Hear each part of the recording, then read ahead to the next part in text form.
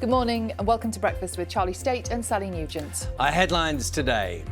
Boris Johnson will address the Conservative Party conference today, where he'll say his party has the guts to reshape the economy. The temporary £20 a week rise in universal credit, claimed by almost 6 million people, comes to an end today. Good morning. With shortages, delays and disruption, are the supermarkets ready for Christmas? We'll hear from the country's biggest retailer, Tesco, as we prepare to enter the biggest shopping weeks of the year. Meet Chief Dragon, the chicken-sized dinosaur confirmed as the oldest meat eater ever discovered in Britain. And the bridge that originally inspired the children's game Pooh Sticks goes under the hammer. Good morning. Emma Raducanu is ready to compete again. The US Open champion is in Indian Wells, and she says it's pretty cool to return to work as a Grand Slam winner. Good morning. Yesterday, parts of northeast England had more than a month's worth of rainfall in the space of 24 hours. We're starting off wet and windy in the east. That will subside, leaving most of us with a dry and bright day, but more rain's coming in from the west later. I'll have all the details in about 12 minutes.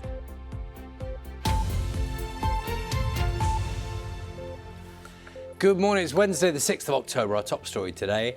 Boris Johnson will close the Conservative Party conference today by declaring that his government has the guts to deal with the issues in the economy and society that he says have been dodged by previous administrations. Against a backdrop of labour shortages and warnings of empty supermarket shelves at Christmas, the Prime Minister will pledge to move the UK towards high-wage, high-skill employment. Our political correspondent Nick Eardley reports.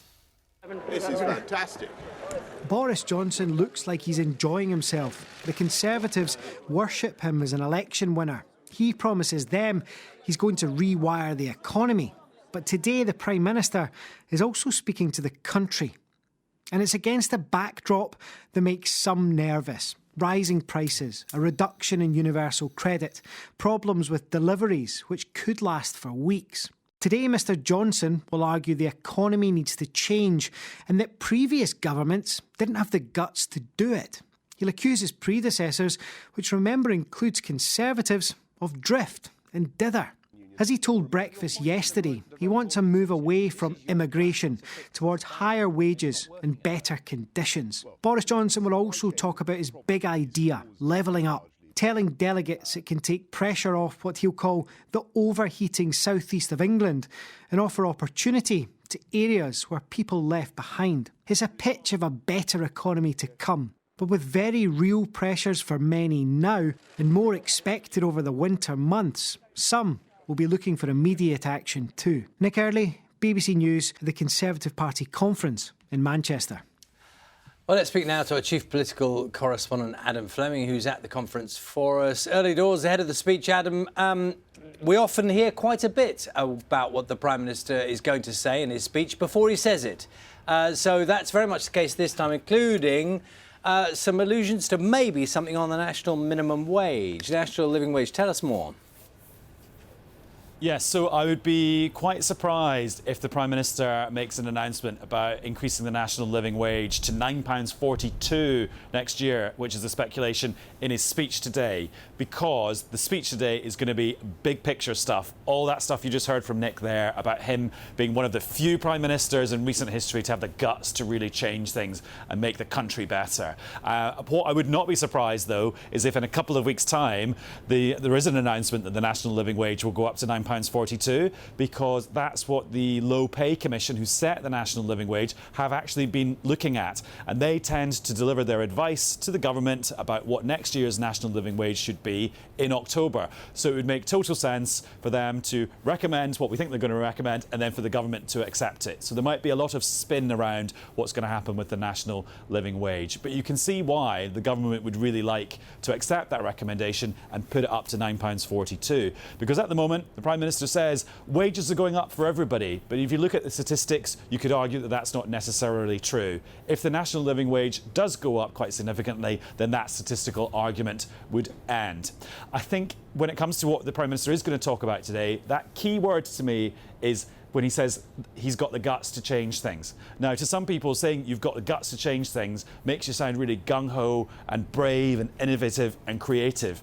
But to some people will hear that and thinking, well, you need to have guts because what you're going to do comes with a little bit of risk. So I think we're going to be talking about what the Prime Minister's big message is here in Manchester at lunchtime, not necessarily lots of detailed policies about how he's going to get the country to where he wants to take it. Adam, thank you very much. And just a reminder for you, we'll be speaking to the Justice Secretary, Dominic Raab. About many of those issues, he's joining us at 7:30 this morning. Now, the £20 per week uplift to universal credit brought in to support those on low incomes during the pandemic is being withdrawn from today. The payment is claimed by almost 6 million people in the UK. Boris Johnson has defended the cut, arguing that creating high-wage, high-skilled jobs was better than putting more money into benefits. Our social affairs correspondent Michael Buchanan has this report. Nicola Flower used to work 3 jobs as a seamstress, cleaner and shop assistant until she was diagnosed with breast cancer 2 years ago. The side effects of different treatments have weakened her body.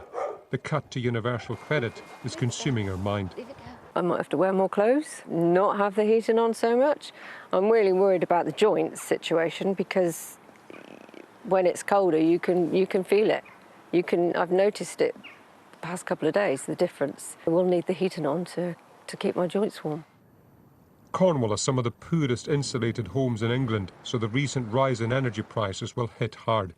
A largely low-wage seasonal jobs market adds to the difficulties tens of thousands of people will face coping with the £20 a week cut. Unfortunately, I lost my job because I was cycling and hit by a car, fractured my leg. So I was on crutches, all potted up. Harriet Duffy worked for a charity as a fundraiser. Now Harriet and her 4-month-old son Noah are living in temporary accommodation, life completely upended. I have no access to sort of laundry facilities and things like this, so at the moment I am using laundrettes and I'm living basically off microwave meals and things like that. So obviously, which comes at an expense, and losing that extra sort of bit of income will be devastating. Completely aware that this hasn't always been part of universal credit and it was only supposed to be temporary during COVID, but a lot of people have become reliant on it during this time. It's not just the people on universal credit who are going to feel the impact of the cut. The money they get, they typically spend in their own local economy, in shops, in cafes, on their own high streets. All of these places are going to feel the impact of the £20 being cut. At the food bank in Camborne, volunteers expect an increase in demand. Historically, cuts to benefit levels have often led to more requests for help. I think the problem is when you're on a very low income, if you get another £20 a week, it's really helpful, but you're never in a situation where you don't need that extra money. The uplift costs about £6 billion a year, and the government say that with the economy reopening, many jobs are available, so it's right to remove the temporary uplift. They've also made £500 million available to help the most vulnerable, and they want employers to pay higher wages, as some have, to ease the impact of the cut. Michael Buchanan, BBC News, Cornwall. Crowds gathered in East Sussex last night for a vigil to honour the murdered primary school teacher Sabina Nessa. She was killed as she walked home in south-east London last month. People held photos of the 28-year-old and shone lights at the memorial event in Eastbourne, where the man charged with her murder was arrested. Anyone going to a nightclub or other large event in Wales will need a COVID pass from next week to show they've been fully vaccinated or recently tested negative. The measures were voted in by members of the Welsh Assembly. It was thought the motion wouldn't go through, but a surprise technical hitch meant the opposition failed to block it. Thomas Morgan has more. In the hour or so before yesterday's vote, Plaid Cymru pulled out of supporting the Welsh Labour government's proposals, meaning that the measure was due to fail by just a single vote. But come voting time, one Conservative MS, who was due to vote against, was unable to log on to Zoom to take part. And clearly we still have a member who's desperately trying to get into Zoom. And that meant, to some astonishment, the measure passed. From next week in Wales, vaccine passes will be required for those attending an indoor non-seating event of more than 500, an outdoor event with no seating with more than 4,000, any event with more than 10,000, and those going to a nightclub. So how will this work in practice? Well, despite the First Minister suggesting that there would be an app available like in England, there won't be here in Wales. Nightclub goers and event goers here will have to register through a web-based operating system, one that's been operating for the past 3 months. They'll begin the process by using their NHS login number, and then they'll input whether they've had a double vaccine or a recent negative COVID test. The government say event organisers should take reasonable measures to check people are eligible to enter, but anticipate nightclubs should be checking everyone. Nightclub owners say guidance on enforcement of the proposals are unclear, and there is speculation that the Tories could challenge last night's result. Thomas Morgan, BBC News, Cardiff. Facebook boss Mark Zuckerberg has defended his company over allegations it put profits before the safety of younger users. A former employee turned whistleblower, Frances Hogan, told a US Senate committee the firm's sites and apps, which include Instagram and WhatsApp, have harmed children and weakened democracy. Mr. Zuckerberg later posted on his blog that recent coverage painted a false picture. Scientists have discovered a new species of dinosaur that's related to the fearsome T-Rex, but it was about the size of a chicken. So the creature, called Pendraig millenni, has lived for more than 200 million years ago in what we now know as South Wales and the Bristol Channel. It's a discovery that really didn't happen because of a filing error, as our science correspondent Laura Foster now reports. It's a killer roughly the size of a chicken, and it existed tens of millions of years before more well-known dinosaurs, such as the T-Rex and Velociraptor, came along. Would have had a very narrow and long snout, but otherwise, yeah, a typical theropod walking on 2 legs with a long tail and a mouthful of sharp serrated teeth. But the clues to its existence have been hidden in the depths of the Natural History Museum since the 1950s. Mistakenly filed alongside crocodile remains. There's not much of the animal. What we have is really fantastically preserved. It's only now the UK's earliest meat-eating dinosaur has been identified.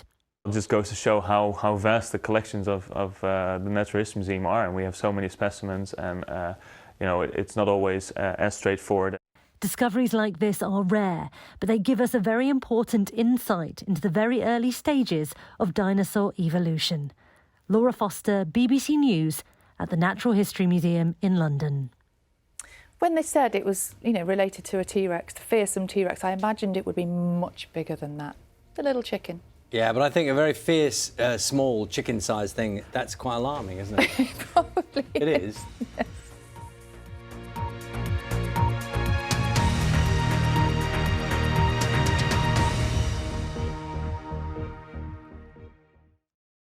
See the headlines as they happen and watch BBC News live in the app and get the full story with bbc.co.uk/news. Follow the story for all the latest with BBC News.